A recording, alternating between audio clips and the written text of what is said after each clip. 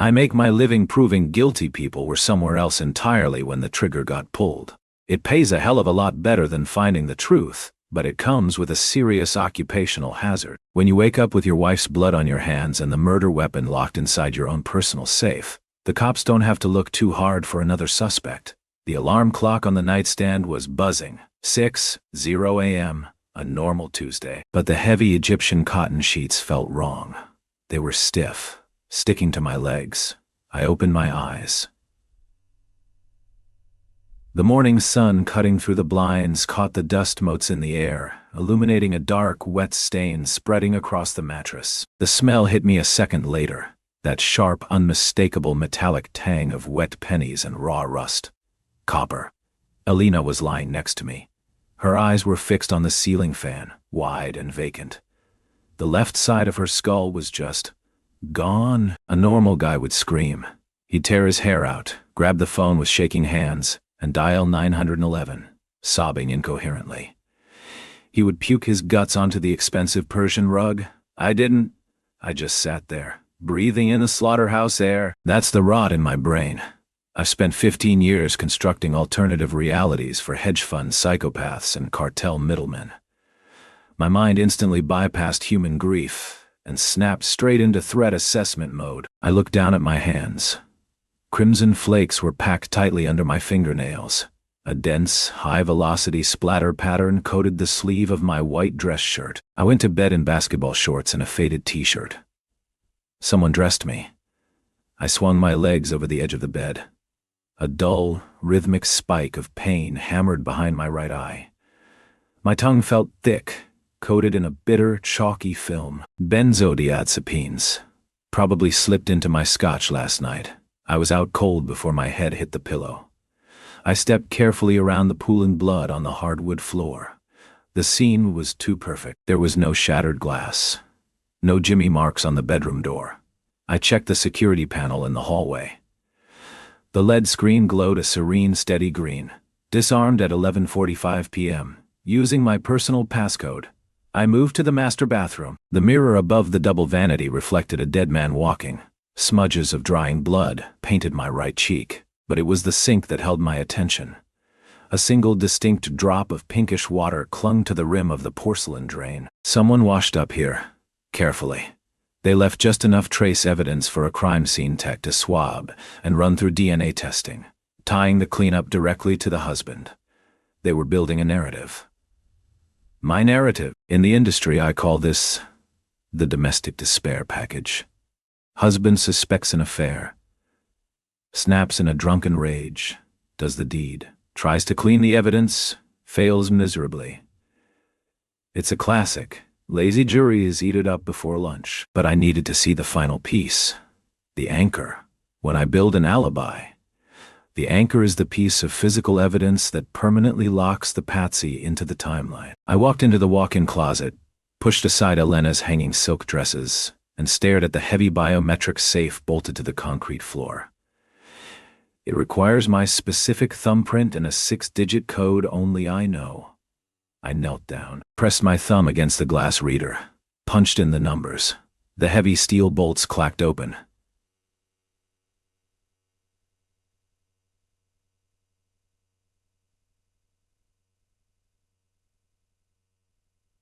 Sitting right on top of my stack of emergency passports was a suppressed Walther PPK. The barrel was still faintly warm, the air inside the safe smelling of burnt cordite. But that wasn't what made the bile rise in the back of my throat. Tucked neatly under the trigger guard of the gun was a single, silver-wrapped piece of peppermint candy. I used to keep a bowl of those on my desk back when I worked out of a damp, windowless basement in Queens. I only ever shared them with one person, a hungry, brilliant kid I pulled out of the public defender's office and taught every dirty trick I knew about dismantling the truth. Julian, he wasn't just framing me. He was showing me his homework. Down the street, the faint rising wail of police sirens started cutting through the quiet morning air. There is a specific calculus to police sirens. A seasoned ear can tell exactly how many blocks away they are, what intersection they're blowing through, and how many units are responding. Judging by the pitch bouncing off the concrete canyon of my neighborhood, I had 3 black and whites moving fast, ignoring traffic lights. I had exactly 90 seconds before they kicked my mahogany front door off its hinges. The instinct to run is purely biological. The adrenaline dumps into your bloodstream, screaming at your muscles to move. But panic is sloppy. Panic is exactly what Julian was banking on. He wanted me scrambling out the back patio, a bloody, terrified mess, right into the crosshairs of the uniform he undoubtedly had positioned in the alleyway. I taught him that maneuver years ago. We called it the flushing dog. You create a chaotic, overwhelming breach at the front to drive the target blindly out the back. I stayed on my knees in the closet, staring at the peppermint candy sitting on my gun. The silver foil caught the harsh overhead light. Julian was always a prodigy, soaking up my dirty tricks like a sponge, but he was arrogant. He couldn't resist signing his work. He wanted me to know I was beaten by my own playbook.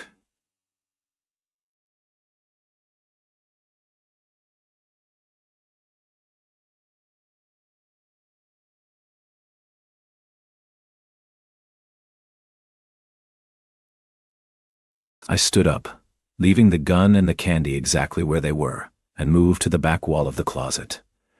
The air in here was a nauseating mix of Elena's expensive Tom Ford perfume and the raw, heavy stench of the butchery in the next room. I pressed my palm against a specific knot in the cedar paneling. It clicked softly, giving way to a narrow, dark utility shaft that dropped straight down into the sub-basement. I never told Julian about the shaft. I built it off the books, paying a contractor in cash 3 years ago, for the inevitable day the ghosts I manufactured decided to show up at my house. I squeezed into the darkness, the rough wood instantly scraping the skin off my shoulder. I pulled the panel shut just as the heavy, concussive thud of a battering ram hit the front door downstairs. Splintering wood echoed up the central stairwell, followed by the chaotic overlap of tactical boots and shouting voices. Clear! Move! Move! Move! I climbed down the rusted iron rungs in absolute pitch black. The blood drying on my cheek felt tight and itchy. My breathing sounded deafening in the tight, dusty space. I hit the dirt floor of the sub-basement, ignoring the cobwebs clinging to my face, and crept toward the main electrical panel. Behind it was a false wall leading directly into the old, decommissioned Prohibition-era storm drain running under the street. 30 seconds. The cops were upstairs now. I could hear their heavy boots pounding over the hardwood right above my head. Muffled voices shouting 10 codes. Then, a sudden, dead silence. They found the bedroom. They found her. I flipped the hidden latch on the false wall and pushed. The heavy concrete block swung open on well-oiled hinges. I stepped into the damp, echoing expanse of the storm drain. The temperature dropped 10 degrees instantly. The air was thick with the stench of stagnant water and rotting leaves. A single dim service bulb flickered 50 yards down the tunnel, marking the exit grate that opened up to the river. I was out. I had bypassed the flushing dog. I reached into the hidden compartment lining my go bag to grab the untraceable burner phone I kept strictly for absolute emergencies. I needed to make a call to a cleaner in Jersey. My fingers brushed the cheap plastic of the phone, but it felt warm. I pulled it out into the dim light. The screen was already glowing, unlocked.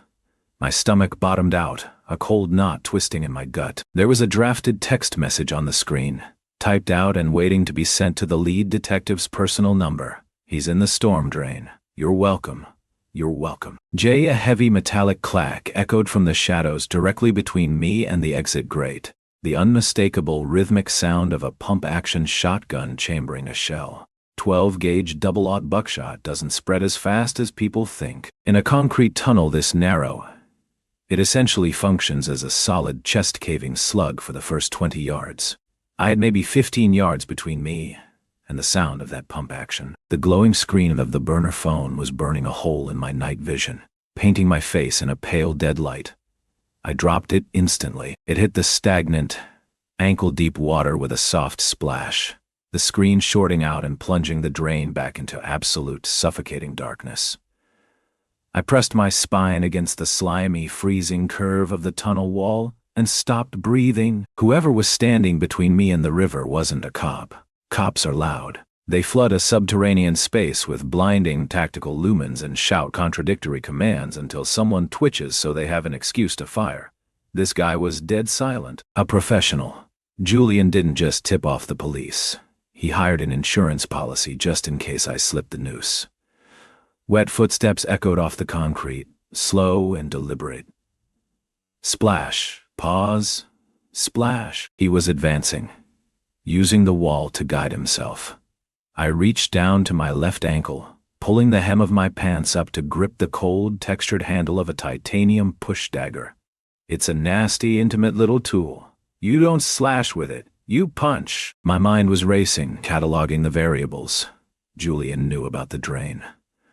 Of course he did. I spent 3 years hammering the golden rule of extraction into his skull. Never trust the escape route the client shows you. Find the one they built for themselves. He must have pulled the city zoning blueprints, cross-referenced the water table deviations under my property, and figured out where the sub-basement connected. He was playing me like a cheap piano. The smell of stale sweat and cheap, metallic gun oil cut through the stench of the sewer. The hitter was close, less than 5 feet. I could hear the wet, heavy rasp of his breathing. He took another step, his boot scraping against a piece of loose gravel. I didn't think. I lunged. I drove my left forearm hard against the heavy steel barrel of the shotgun, pinning it against the curved concrete wall. The gun went off. A deafening, concussive boom that physically vibrated my teeth and flashed the tunnel in a blinding strobe of yellow fire. The buckshot chewed harmlessly into the ceiling, raining pulverized concrete dust over both of us. Before he could rack another shell, I brought my right hand up in a tight, brutal arc, driving the push dagger deep into the soft tissue just under his jawline. He didn't scream. His vocal cords were instantly severed. He just let out a wet, gurgling hiss, his hands letting go of the shotgun to claw frantically at his own throat. I stepped back, letting gravity do the rest. He collapsed into the filthy water, thrashing for a few miserable seconds before going completely still. The ringing in my ears was vicious, a high-pitched whine that drowned out the sirens still wailing up on the street. I stood there, panting, the sour taste of adrenaline burning the back of my throat. I wiped the warm spray of blood off my face with the back of my wrist, grabbed the heavy fabric of his tactical vest, and dragged him 20 yards down the tunnel until we were directly under the flickering yellow light of the single service bulb. I needed to see his face. I needed to know which local crew Julian was tapping for his wet work. I grabbed a handful of his wet hair and yanked his head back into the dim light. My stomach completely dropped out. It wasn't a local hitter. It was Marcus Vance. I stared at the jagged, familiar scar running down the bridge of his nose. My lungs completely seized up. This was impossible. Marcus Vance was the heir to a massive pharmaceutical fortune who ran over a pregnant woman in his Porsche 2 years ago. I was the one who made him disappear. I built the fake dental records,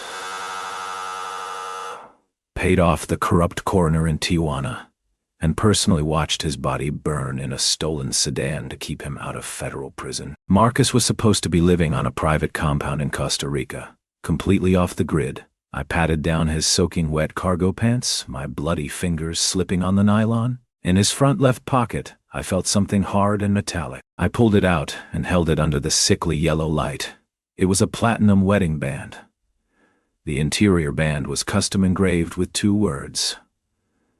Forever, Elena. It wasn't my ring. I checked my left hand just to be sure. My gold band was still sitting firmly on my ring finger. I looked back down at the platinum ring. It was a perfect fit for a man's hand, and it was caked in dried blood. You never actually know the person sleeping next to you. You just know the version of themselves they edit for your consumption. I made a career out of editing people's worst sins into palatable fiction, but I was too arrogant to see my own wife was running the exact same con on me. The water in the storm drain was freezing, biting at my shins, but the cold didn't register. I was entirely fixated on the heavy platinum band sitting in my bloody palm. Forever, Elena. My thumb traced the precise, expensive engraving. The lettering was deep, custom. Marcus Vance, the spoiled, reckless pharma brat I practically cremated on paper 24 months ago. I closed my eyes, ignoring the heavy stench of gunpowder and evacuated bowels fouling the damp air. My brain forcefully dragged me backward in time. 2 years ago, the winter charity gala at the Pierre Hotel. Elena wore a backless emerald gown. I spent the entire night dodging subpoenas and local politicians, but I remembered glancing across the ballroom and seeing her by the bar. She was laughing, a genuine head-thrown-back laugh with a tall guy nursing a neat bourbon, Marcus. I actually introduced them that night. I shook his hand, smiled at my beautiful wife, and completely missed the silent conversation happening in their eyes.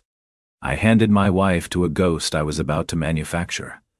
The sirens up on the street had stopped moving. The rhythmic flashing of blue and red lights bled faintly through the storm grates high above my head. The cops weren't just securing the house anymore. They were locking down a 5-block perimeter. The tactical units would crack the false wall in the sub-basement any minute now. I was running out of time. I knelt down in the filthy water and started stripping Marcus's tactical vest off his waterlogged corpse. If Julian sent a dead man to kill me, there had to be a paper trail. A rendezvous point. A payout structure. I dug my freezing, slippery fingers into the heavy Kevlar pockets. A spare magazine, a half-empty pack of spearmint gum. Then, I felt a rigid square sewn into the interior lining, right over his ribcage. I pulled my push dagger and sliced the thick nylon open. A thin, vacuum-sealed plastic pouch slid out into my hand. I bit the corner of the plastic, tore it open, and pulled out a single, neatly folded piece of thick, cream-colored cardstock. I held it up to the dying yellow light of the service bulb, the blood from my knuckles staining the crisp edges. It was a confirmed Swift wire transfer receipt. $5 million, routed through a notoriously blind shell bank in the Cayman Islands to an offshore trust controlled by Marcus Vance. It was the down payment for my assassination, but it wasn't Julian's name on the sender line.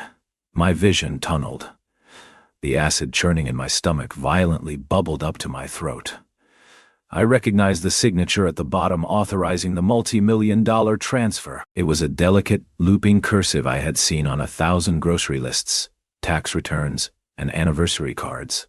Elena, my wife, didn't just sleep with a dead man. She funded her own fake widow retirement plan by paying him to blow my chest open in a sewer. She engineered the entire frame-up. She just didn't expect Julian to intercept her perfect murder plot, double-cross them both, and put a bullet in her brain while she was sleeping.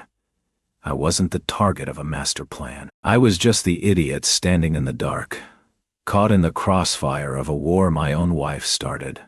There is a very specific, terminal kind of humiliation in realizing you were the mark in your own house. You don't grieve the marriage. You don't weep for the memories. You just feel violently, dangerously stupid. A massive structural boom echoed down the concrete pipe behind me. The tactical team had just breached the false wall in the sub-basement. I shoved the bloody wire transfer receipt into my pants pocket and started wading fast away from Marcus' floating corpse. The water level rose the closer I got to the river, creeping up past my waist, soaking through my clothes and dragging my core temperature down to dangerous levels. The stench of the sewer was slowly swallowed by the sharp, briny smell of the freezing river mud. The exit grate was a heavy cast-iron monstrosity installed sometime in the 1930s. I pressed my hands against the rusted bars and threw my entire body weight forward. Metal shrieked against concrete, moving just a few inches. I shoved my shoulder into the narrow gap, tearing my wet shirt and scraping the skin raw, and squeezed through. Just as my boots cleared the bars, 3 blinding, high-powered tactical lights swept down the dark tunnel, instantly illuminating the bloody wake I had left in the water. I dropped into the freezing, knee-deep mud of the riverbank. I didn't stop to breathe. I scrambled up the slick embankment on my hands and knees, tearing my fingernails on buried glass and rocks, until I hit the rusted chain-link fence of an abandoned shipping yard. Every ghost needs a graveyard. This was mine. I navigated the maze of towering metal boxes until I found container number 4042. My wet fingers fumbled over the heavy keypad padlock. I punched in the sequence, hauled the heavy steel door open, and locked myself inside the pitch-black box. I stripped off the freezing, blood-soaked clothes, the wet fabric peeling off my skin like dead tape. I stood there shivering in the dark for a few seconds, letting the raw adrenaline slowly drain out of my system before pulling on the dry denim and heavy wool sweater I kept stashed in a waterproof duffel. My hands were shaking violently. Hypothermia was knocking, but my brain was running entirely on white-hot rage. I reached to the false bottom of the duffel bag and pulled out a hardened, encrypted laptop. Elena authorized a $5 million wire transfer to a dead man to have me butchered. But you can't wire $5 million without an origin account. I controlled every single dime of our visible assets. I laundered our money. I built the firewalls. She had to have a massive, hidden reservoir of cash operating completely outside my peripheral vision. I popped the laptop open. The blue glow of the screen cast long, harsh shadows against the corrugated metal walls of the container. I typed the Cayman routing number from the bloody receipt into my custom tracing software and hit enter. I watched the decryption protocol aggressively chew through the offshore bank's security layers. It took 90 agonizing seconds before the origin account details finally populated on the screen. It wasn't a standard offshore trust. It was a corporate escrow account tied to a Shell LLC registered in Delaware. I routed my connection through a proxy and pulled the raw corporate filings for the LLC. The primary controlling shareholder wasn't Elena. It was Julian. That made sense on the surface. They were sleeping together. They were conspiring. But my eyes naturally drifted down the digital paperwork, scanning the dull legal boilerplate until I hit the official date of incorporation. The LLC was established exactly 7 years and 4 months ago. I stared at the timestamp, the cold air in the container freezing solidly in my lungs. 7 years and 4 months ago was the exact month I walked into a miserable, overcrowded public defender's office in Queens, found a hungry, brilliant kid in a cheap suit, and recruited him into my firm. I thought I discovered Julian. I thought I chose him. Julian didn't seduce my wife to steal my empire. My wife planted Julian inside my firm 7 years ago to learn how to tear it down. It takes a special breed of arrogance to invite a parasite into your bloodstream and mistake it for a cure. The shipping container felt like a sensory deprivation tank. Just me, the freezing air biting through my damp wool sweater, and the harsh blue glare of the encrypted laptop screen. 7 years and 4 months. My brain chewed on that timestamp, grinding it down like a piece of broken glass between my teeth. Every late-night strategy session over stale takeout with Julian. Every anniversary trip to the Amalfi Coast with Elena. Every drunken confession.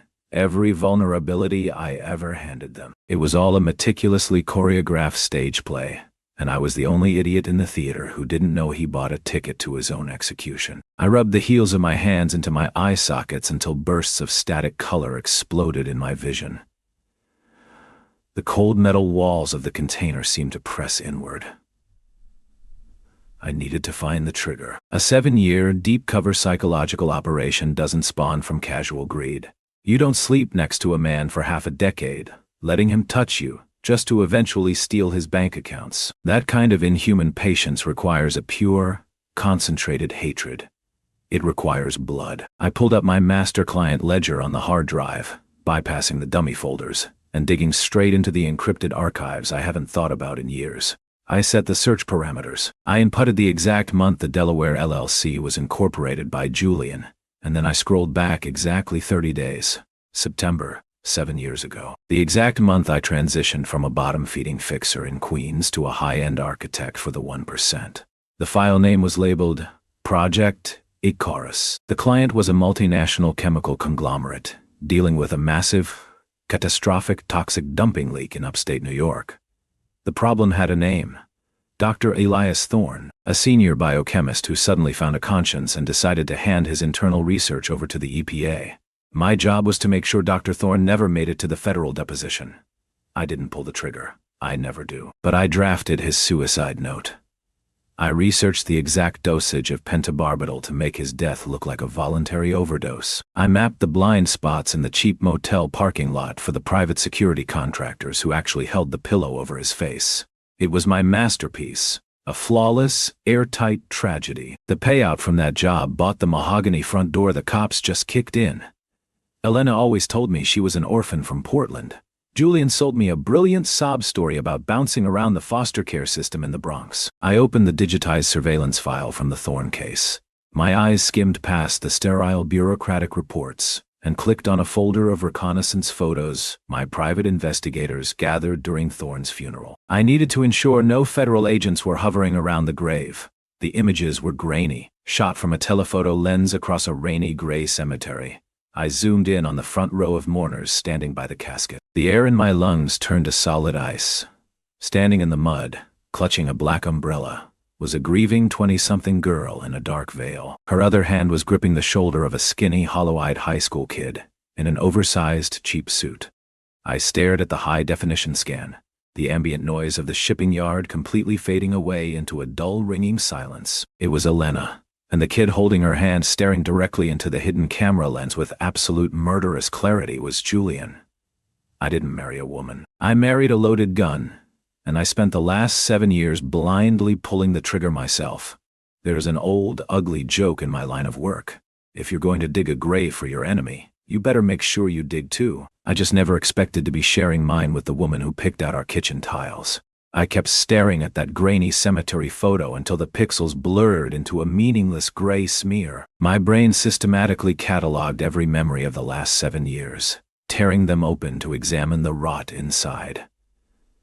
The way Elena would lightly run her nails down my spine when she asked about my day. The way Julian used to lean across my desk, hanging on to every word as I broke down the legal loopholes of a federal indictment. It wasn't love. It wasn't mentorship. It was a prolonged, meticulous vivisection. She kissed the mouth of the man who orchestrated her father's execution. He fetched coffee for the architect of his family's destruction. The sheer, suffocating willpower that must have taken, it bordered on psychotic. I slammed the laptop shut. The harsh blue light vanished, plunging the shipping container back into absolute freezing darkness. My hands finally stopped shaking. The shock was bleeding out of my system, replaced by a cold, hyper-focused clarity. You don't survive 15 years in the criminal underworld by wallowing in self-pity. If I was going to be the villain in their little revenge fantasy, it was time to stop playing the victim. I opened the laptop again. I needed to execute the Scorched Earth protocol. It was a dormant, aggressive piece of malware sitting on my firm's main server. Once triggered, it would magnetically wipe every hard drive, zero out every offshore account, and permanently brick the blackmail vault I used to keep the city's elite on a tight leash. If Julian thought he was going to inherit my empire and use it against me, he was out of his mind. I was going to burn the temple to the ground. My frozen fingers flew across the keyboard, bypassing the two-factor authentication and tunneling into the mainframe. I initiated the wipe command. A red prompt flashed on the screen: access denied. Override initiated from Terminal 0. My breath caught in my throat. Terminal 0 was the physical offline terminal sitting directly beneath my custom oak desk at the downtown office. It required a live, biometric retina scan to access. Before I could type another command, the screen flickered, splitting into two windows.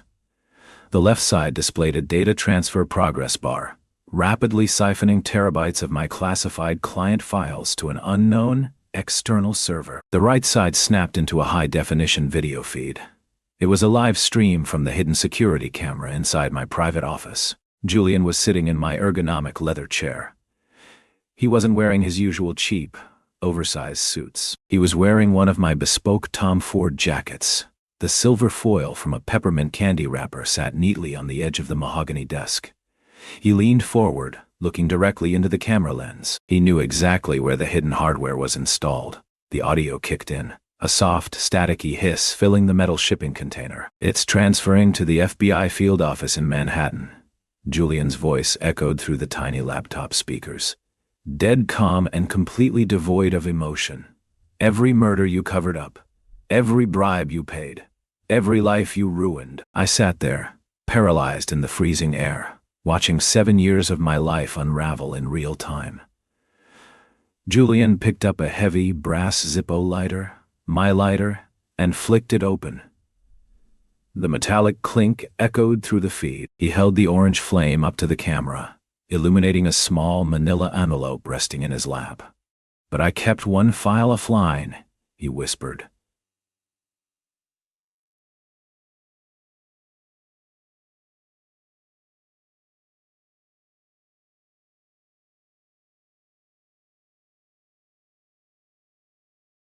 Dr. Thorne's original handwritten research. "The real reason you killed my father.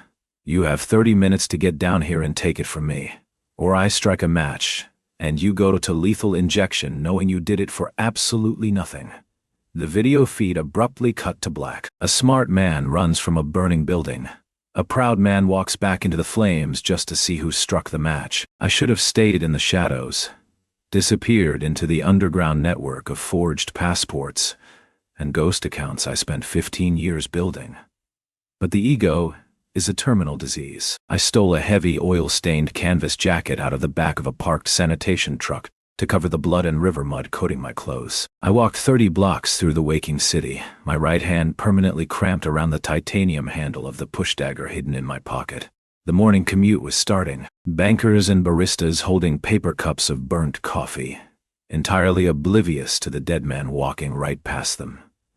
I bypassed the polished brass lobby of my downtown high-rise. I took the subterranean loading dock entrance, overriding the biometric lock on the freight elevator with an admin code I programmed myself. The rusted metal box groaned as it dragged me up to the 40th floor. The doors slid open. The familiar, sickeningly soft sink of the imported carpet absorbed the sound of my wet boots. The air conditioning in the corridor was cranked down to a sterile 65 degrees, preserving the smell of floor wax and my own expensive Italian cologne. It was my empire, and it felt like a tomb. I pushed through the heavy glass double doors of my firm, moving silently past the rows of empty paralegal cubicles, keeping my back to the wall until I reached the master suite. The door was cracked open. The faint scent of lighter fluid bled into the hallway. I gripped the push dagger, kicked the heavy oak door open, and stepped inside. The office was pitch black, save for the single flickering orange flame of my brass Zippo lighter. Sitting on the center of the mahogany desk, Julian was slumped in my ergonomic leather chair. He wasn't sitting upright with the smug, victorious posture of a mastermind who had just dismantled his mentor. His shoulders were caved in. The bespoke Tom Ford jacket looked suddenly 2 sizes too big, hanging off his frame like a burial shroud. "You're dripping river water on the Persian rug," he whispered. His voice was completely hollow.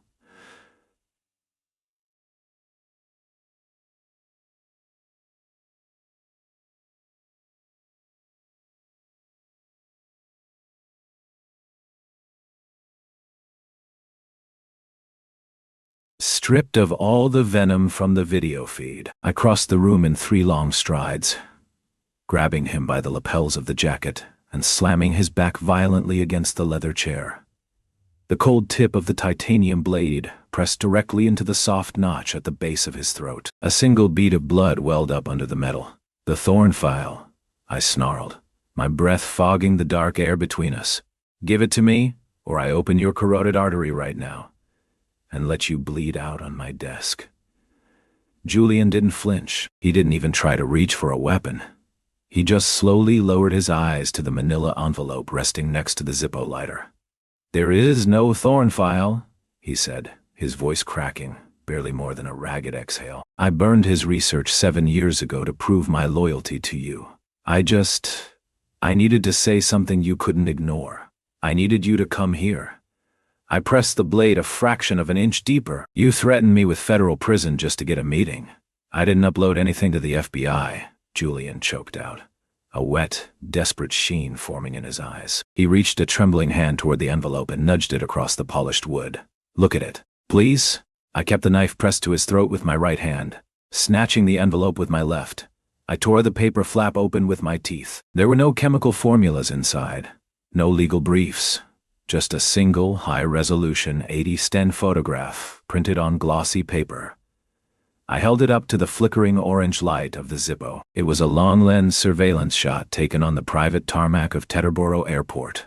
A woman was halfway up the stairs of a Gulfstream G650. She was wearing a heavy camel hair coat, looking back over her shoulder. her profile perfectly illuminated by the harsh white runway lights. It was Elena. I stared at the glossy paper, the acid in my stomach violently boiling over. The digital timestamp glowing in the bottom right corner of the photograph read, "Today, 3:15 a.m. That's impossible," I whispered.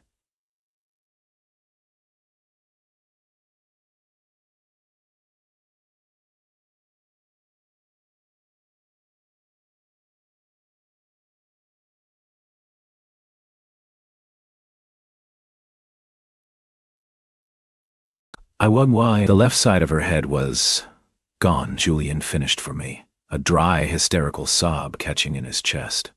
Exactly. Completely unrecognizable. We didn't play you.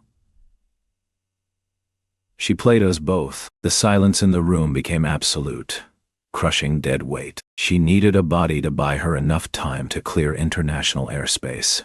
Julian whispered, staring up at me with the terrified eyes of a kid who just realized he was standing on a landmine.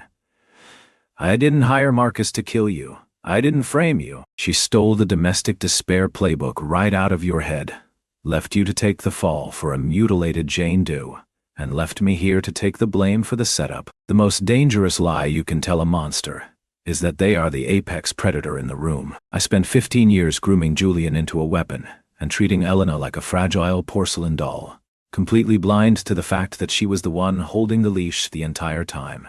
The titanium blade slipped away from Julian's throat. My arm dropped to my side, suddenly feeling like it was made of wet lead.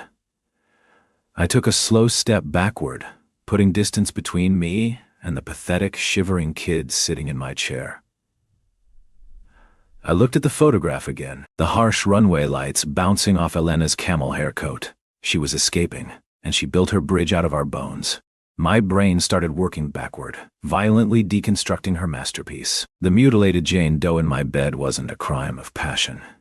It was a forensic firewall. Destroy the dental records, obliterate the facial structure, leave just enough of her own blood around the master suite to confirm identity through a rapid DNA swab. Then let the local police jump to the easiest, laziest conclusion. She hired Marcus Vance because she knew his psychological profile.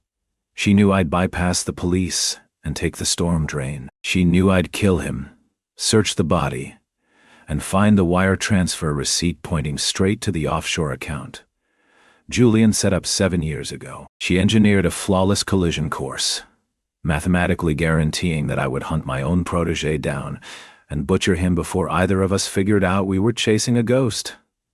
I dragged my hand over my face. The dried river mud flaked off my jawline, mixing with the sweat stinging my eyes. The smell of lighter fluid in the office was suffocating now. It was sharp, chemical, and burning the back of my throat. I looked at the open Zippo sitting on the desk. The small orange flame was dancing wildly, but the fumes were too thick. It wasn't just coming from the lighter. I looked down.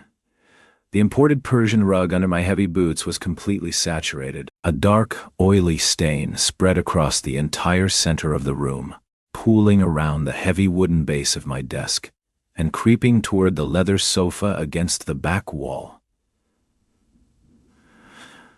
"Julian," I said, my voice dangerously flat. "What did you do?" Julian slowly looked up. His eyes were completely bloodshot, sinking deep into his hollow skull. He wasn't crying anymore. He just looked impossibly tired, like a dog that finally stopped fighting the trap snapping its leg. "I didn't pour it," he whispered. He stared blankly at the puddle of accelerant soaking into the cuffs of his expensive pants. "She did, last night, before she left for the airport. She told me to wait here for you. She said if I ran, she would leak the Thorn files to the feds and let me rot in federal prison for the murder." He swallowed hard, his Adam's apple bobbing in his throat. "She told me to hold the room. She promised me she was just buying time for us to clear out the accounts and disappear together." A heavy metallic thud echoed from the corridor outside the glass double doors, the unmistakable concussive sound of an armored SWAT boot kicking the elevator lobby door off its hinges. Muffled shouts followed. The tactical team didn't just breach my house this morning. They were hitting every single property registered to my name simultaneously. I stared at the brass Zippo lighter. The flame flickered, bending hungrily toward the desk surface. "She didn't leave us to take the fall, Julian," I said, the realization turning the blood in my veins to solid ice. "She left us to destroy the evidence." I lunged forward, throwing my weight across the desk to grab the heavy brass lighter. Julian smiled. It was a broken, horrific stretching of his lips that didn't reach his dead eyes. He brought his right hand down flat on the desk, violently sweeping the open flame off the edge and directly onto the soaked rug. Fire doesn't crawl when it hits high-grade accelerant. It breathes. It stands up. The brass Zippo hit the soaked Persian rug, and the air in the office instantly turned into a solid, roaring wall of blue and orange heat. The concussive wave of the ignition physically threw me backward. I slammed into the reinforced glass of the corner window, the impact violently driving every ounce of oxygen out of my lungs. Julian didn't move, he didn't scream, and he didn't raise his arms to protect his face. He just sat in my ergonomic leather chair, perfectly still. As the flames rapidly climbed the legs of the mahogany desk and wrapped around his ankles, his eyes were completely vacant, staring through the fire at something I couldn't see.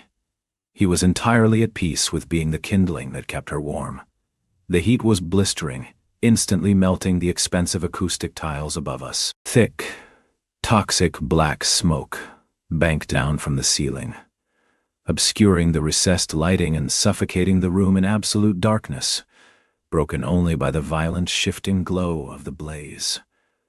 I had to get low. I dropped to my hands and knees, the heavy wool of my damp sweater instantly drying and beginning to smolder. My palms pressed against the scorching hardwood as I dragged myself toward the private executive washroom attached to the suite. Out in the corridor, the SWAT team was shouting, their heavy boots pounding closer over the thick carpet. They had no idea they were walking into an incendiary bomb. My lungs burned with every shallow gasp of superheated air. I hauled my weight over the threshold of the bathroom and kicked the heavy fire-rated door shut, just as I heard the distinct heavy thud of a steel battering ram hitting the main office doors. The second the lock gave way, a massive, fresh rush of oxygen from the hallway flooded the starved fire inside the office. Flashover. The explosion was deafening. The shockwave blew the heavy bathroom door completely off its hinges, pinning my chest against the porcelain sink and shattering the mirror above me into 1,000 razor-sharp shards. Through the ringing in my ears, the raw, agonizing screams of men in tactical gear, taking the brunt of a 2,000-degree backdraft, bled through the walls. I didn't stay to listen to them burn. I pulled myself up, my hands slick with my own blood, forced the heavy cast-iron grate off the central HVAC return duct above the toilet, and dragged my battered body into the narrow aluminum shaft. I spent the next 3 hours crawling through the suffocating darkness of the building's ventilation system. I listened to the sirens multiply on the streets below, a chaotic chorus of panic, until I finally kicked out a secondary exhaust vent and dropped into an empty service alley 3 blocks away. That was 10 months ago. The fire burned for a day and a half. The crime scene techs sifted through the ashes of the 40th floor and found charred bone fragments fused to the melted steel springs of an office chair. They swabbed the remnants of blood pooling near the desk, my blood, left over from the river. The local coroner, eager to close the media circus, signed the death certificate. The federal prosecutors officially closed the file. The architect is dead. I sit here now, in a damp, cinder-block room somewhere in Eastern Europe, talking into a cheap condenser microphone. The only light in the room comes from the harsh, clinical glow of my encrypted monitor. I don't manufacture alibis anymore. I don't build ghosts for cartel bosses or pharmaceutical heirs. I am the ghost. On the screen in front of me is a live feed from a private security camera mounted outside a high-end jewelry boutique in Geneva. A woman in a heavy camel hair coat just walked out, carrying a small shopping bag. She stops by the curb to check her watch. The camera catches her profile perfectly. She looks relaxed, wealthy, untouchable. Alina thinks she burned her past to ash. She thinks she built the perfect escape, funded by my money and paved over my grave. But she forgot the one fundamental rule I taught her. I reach out and trace her pixelated face on the glass of the monitor. The thick, shiny burn scars wrapping around my knuckles pull tight, aching from the phantom heat of the fire. You can never truly bury a lie. Eventually, the dirt shifts, the bones surface, and the ghost comes back to collect. I pull up the collar of my jacket, shut down the microphone, and step out into the cold.